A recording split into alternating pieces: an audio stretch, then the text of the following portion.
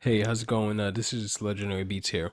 I'm making this video because it's depressing when another producer in this family or this community of producers gets affected by someone who, didn't want to pay up, and they place a claim against the producer for not providing a service, even though the producer did provide the service. And it's because of the client or the end user that failed to follow with some type of, guidelines or verbal agreement. So this video is going to show how best way to protect yourself as a producer, especially when you do things like you do consulting, when you sell exclusive rights, anything like that, things that you do as part of your music business, and you provide that service directly on a one-to-one basis. So that means that it's you and the client, and it's based on an agreement. Per se, if it's exclusive rights, you agree, or you say that as a producer, this is what you're going to do. You're going to provide the instrumental. You're going to, if there's samples, it's the responsibility of the buyer, of the artist, to clear all samples and etc., things like that. And also payment agreements or whatever you want to add in. So the best way to do this would be to create an invoice template in your PayPal account. Due to security reasons for myself, I didn't show you the main page or my main page because it shows other customer data and things like that. But what you would do is you'll sign into PayPal, then you would click Tools, then you will click Invoicing. When you click Invoicing, you get to a page like this to show all your invoices. In order to create the template that I'm telling you about, you go to Create New Invoice. Then here you can actually create the template. So I have a few templates. I have an app development template. I have exclusive rights template. I have installments, mixing and mastering, wave leasing rights templates. So what you would do is create a new template, and you'll come here. You'll put who you're billing, and that'll be the customer's name. So I'll say that it's myself.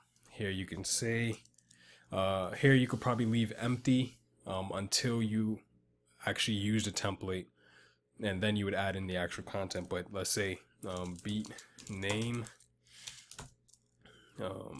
instrumental, or I could say exclusive rights,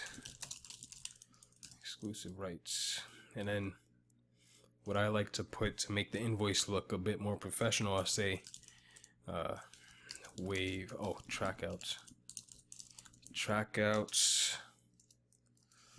it's $0 come standard, and then I'll say wave file standard, and then I'll say mp3 file standard.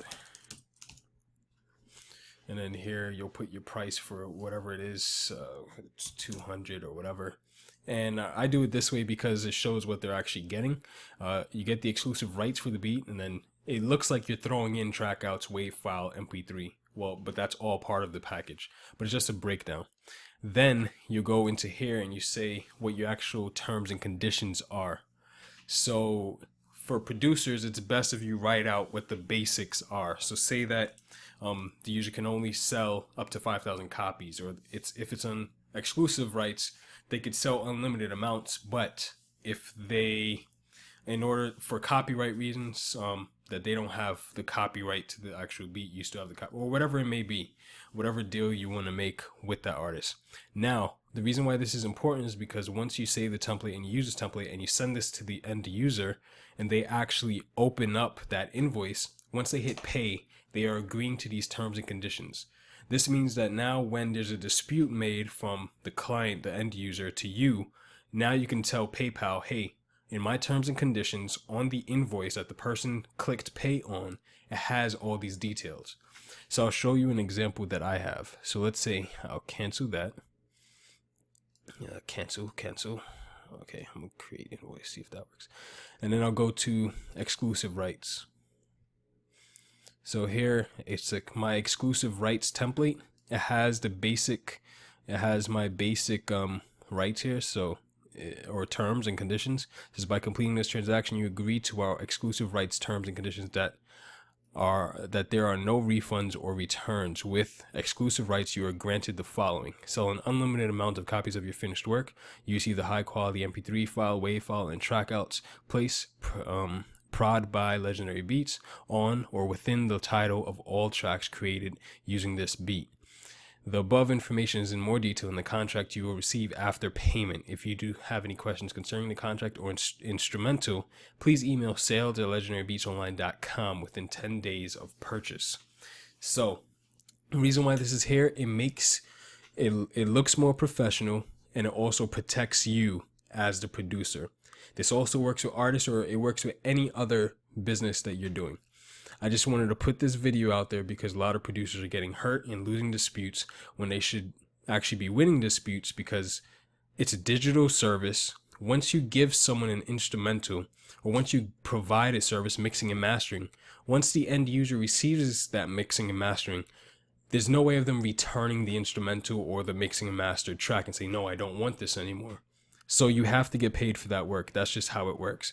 And you could protect yourself in your terms and conditions if it says that. If it says that you can't guarantee that if the user provides a low quality or a muffled sounding recording, that you can only do so much to the vocals to make it sound clear.